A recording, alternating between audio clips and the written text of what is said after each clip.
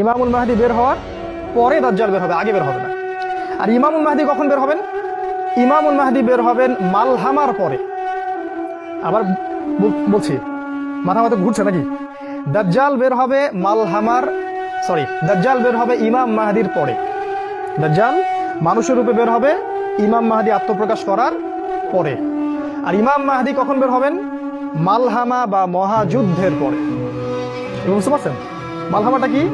আমাদের নবীজি বলেছেন এমন যুদ্ধ পৃথিবীতে হতে যাচ্ছে যে যুদ্ধে 100 জনের মধ্যে 99টা মানুষ মারা যাবে, যেটা হবে একটা নিউক্লিয়ার যুদ্ধ, পারমাণবিক যুদ্ধ। একটা করে বোম পড়বে, একটা করে রাষ্ট্র শেষ। সামনে অপেক্ষা করছে। এই পর্যন্ত কি পৃথিবীতে এমন কোনো যুদ্ধ হয়েছে যেখানে 100 জনের মধ্যে 99% মানুষ মারা গেছে? আমাদের নবী হাদিসে বলে গেছেন যে 100 জনের মধ্যে 99টা মানুষ সেই যুদ্ধে মারা যাবে, সহি হাদিস। তার মানে এটা সামনে আসতে যাচ্ছে। তিনি আরো বলেছেন এই যুদ্ধে 80টা দেশ একত্রিত হবে। কয়টা?